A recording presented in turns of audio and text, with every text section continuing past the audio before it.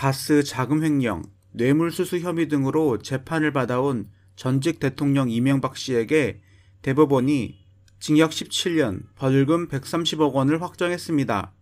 현재 79세인 그에게는 사형이나 다름없는 판결입니다. 국가는 금고형 이상이 확정된 이명박 씨를 더 이상 전직 대통령으로서 예우하지 않습니다.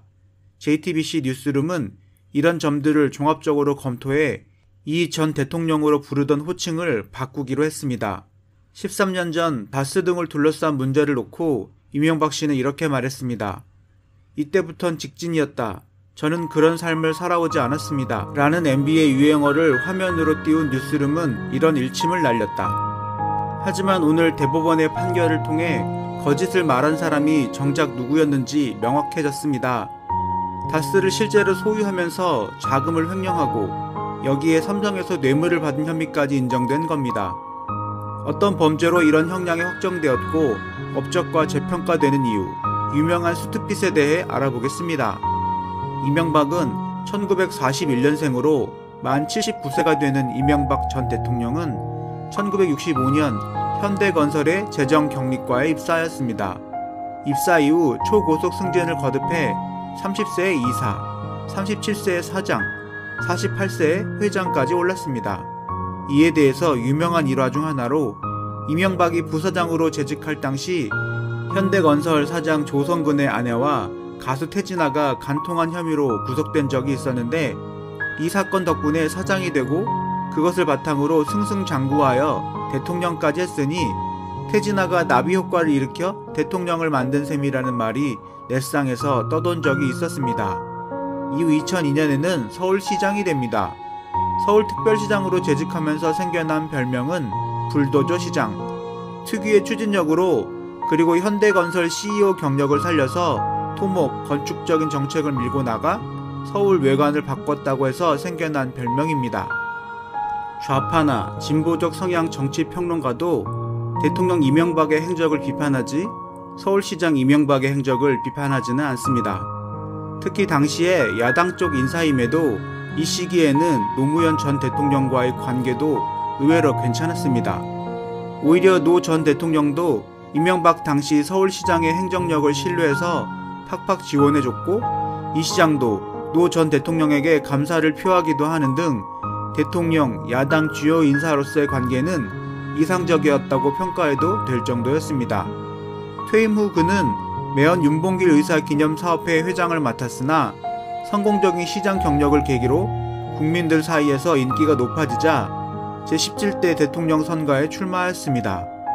당시 상황은 참여정부의 민생, 경제 파탄과 실정을 심판해야 한다는 정권 심판론이 매우 우세했고 노무현 정부의 임기 후반, 말기 2006년에서 2008년의 지지율 저하와 민주당 정권에 대한 국민적 피로감 및 당시 분열과 막장을 보여주던 여당 대통합민주신당의 바닥을 찌르는 지지율로 인해 후보 선출 이전부터 보수계 정당인 한나라당 소속 후보의 대통령 당선이 기정사실화될 정도였습니다. 이 때문인지 사실상 한나라당 경선만 뚫으면 사실상 17대 대통령이 된 거라는 말까지 나오는 등 대선 본선보다도 한나라당의 경선이 더 치열해지는 양상이 발생했는데 가장 유력한 경쟁자인 박근혜 후보와의 진흙탕 싸움을 방불케 하는 경쟁이 발생했습니다. 이명박은 여론 지지도, 박근혜는 당내 지지도가 우세했는데 경선 룰에 따라서 승부가 뒤집어질 수 있는 그야말로 초접전이었습니다.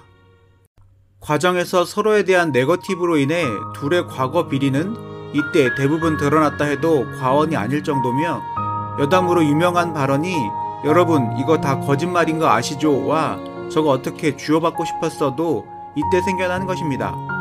그러다 북핵 실험 등 박근혜에게 불리한 사건이 하나둘씩 터지기 시작했고 혈투 끝에 우세했던 여론 지지율을 앞세워 경선에서 승리하여 한나라당 대통령 후보로 선출되었습니다. 본선은 거의 이명박의 독주체제였습니다. 이회창의 한나라당 탈당 및 후보 독자 출마라는 변수가 있었지만 정동영 후보의 지지율은 이명박의 절반 수준, 이회창은 정동영 후보의 절반의 양상으로 흘러갔습니다. 정동영 후보와 이회창 측은 BBK 주가 조작 사건을 내세우며 이명박을 집요하게 공격했지만 이명박은 747 공약과 대운하 공사를 내세워 마이페이스를 걸어갔고 결국 지지율은 득표율로 그대로 연결되어 이명박은 정동영 후보를 무려 531만 표차로 꺾고 여유롭게 당선되었습니다. 표차가 가장 큰 선거가 되었지만 정동영과 이해창 외에도 권연길, 문국형 등의 유력 후보가 난립한 선거였기에 과반 득표율은 달성하지 못하고 48.6%의 득표율로 대통령에 당선되었습니다. 특히 이명박은 1987년 대통령 직선제 부활 이후 서울에서 이긴 유일한 보수정당 후보이자 서울에서 가장 큰 득표수 차로 이긴 후보가 되었습니다. 이명박은 이름 영문자 이니셜을 딴 약칭인 MB로 불리기도 합니다. 과거 대기업에서 고위직을 오랜 지낸 경험 덕분인지 양복 고르는 완목도 제법 있는 데다가 대통령 중 비교적 큰 키에 슬림한 몸매 덕분인지 수트바를 잘 받는 패셔니스타이기도 주목을 받기도 했습니다. 연관 검색어에도 수트핏, 수트간지 등이 있을 정도. 다른 정치인과 찍은 사진을 봐도 신체 비율도 일품 때문에 얼굴만 가린 채로 낚시로 사용하는 경우도 있습니다. 다만 수트핏의 경우 이명박과 마찬가지로 대기업을 경영해본 경험이 있는 둘째형 이상득도 정장을 보는 안목도 똑같이 뛰어난데 이명박보다 키가 더 크기까지 해서 형 이상득에 비해서는 수트핏을 한 수 아래로 칩니다. 그리고 자기관리에도 철저해서 샤넬 메이크업 베이스, 유리아주 립밤, 크리스찬 디올 립글로우, 아벤느 미스트, 설화수 기초 등을 사용한다고 인터넷에서는 맹푸템, 명박템으로 불리고 있다. 기자들이 그가 지나가면 짙은 향수 냄새가 남아있다고 회고하기도 합니다. 물론 그도 탈모는 피할 수가 없어서 서울시장 재직 중 모발 이식을 했다고 합니다. 그렇게 퇴임 후 2012년, 2017년간 간간히 페이스북으로 근황을 전하거나 정치적 발언을 하며 평화로운 생활을 이어갑니다. 그러나 이러한 허니문 기간은 얼마 가지 못했습니다. 퇴임한 후 5년 뒤인 2018년 뇌물수수 및 횡령 등의 혐의로 전직 대통령들 중에서 네 번째로 구속되는 불명예를 안았습니다. 문재인 정부가 출범하면서 이명박 전 대통령이 여러 가지 논란들에 휩싸였기 때문입니다. 이명박 정부가 국정원 대선 개입뿐만 아니라 문화예술계 블랙리스트를 주도하고 공영방송에 대한 낙하산 인사와 언론인 탄압으로 언론 환경을 초토화시키고 여기에 국정원, 사이버사령부, 기무사를 동원하여 조직적으로 댓글을 달면서 대선과 총선에 직접적으로 개입했으며 보수단체들을 동원하여 관제 데모를 실시 및 야권 인사들에 대한 흑색 선전을 주도했다는 의혹을 받기 시작했습니다. 특히 다스 실소유주 논란을 비롯한 여러 논란들이 급부상하면서 결국 구속 기소됐습니다. 그렇게 2018년 3월 23일 자정을 조금 남기고 영장이 집행되었고 이명박 전 대통령은 0시 18분에 서울 동부구치소 12층에 수감되었으며 박근혜 전 대통령과 마찬가지로 3편 크기의 독방에 수감되었습니다. 현재 근황으로 소지품 반납, 샤워 및 신체 검사, 머그샷 촬영 등을 거친 후 수감 생활을 하고 있습니다. 그 당시 이명박 전 대통령 본인 역시 구속을 직감했는지 21일 새벽에 자필로 쓴 글을 페이스북에 올리기도 했습니다. 현재 이명박은 다스 실소유주 논란, 국정원 특수활동비 청와대 상납사건, 삼성 다스 소송비 대납사건 등 총 16개 공소사실과 관련해 구속 기소된 그는 특정 범죄 가중처벌 등에 관한 법률상 뇌물수수, 조세포탈, 국고 등 손실, 특정 경제 가중처벌 등에 관한 법률상 횡령, 대통령 기록물 관리에 관한 법률 위반, 정치자금법 위반 등 여러 혐의를 받고 있습니다.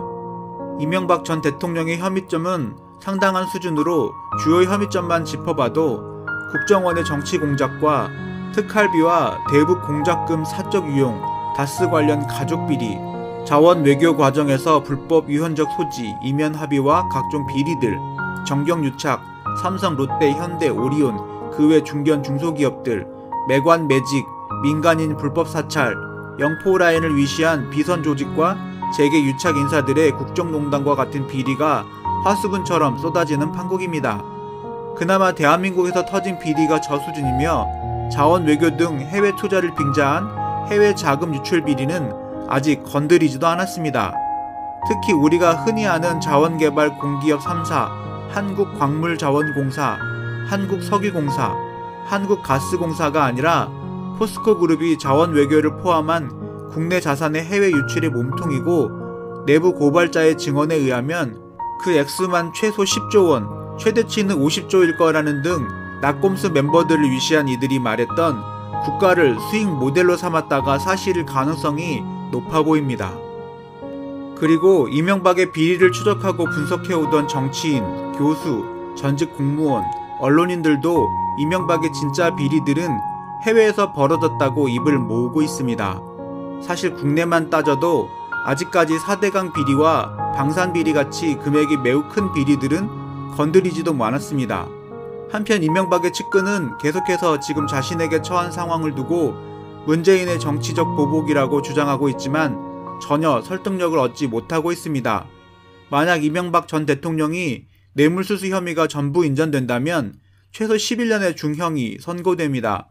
또한 영장에 청구된 혐의뿐 아닌 여러 비리들이 많기 때문에 이것들이 전부 유죄로 판명날 경우 무기징역까지 갈 수 있을 정도의 현황입니다.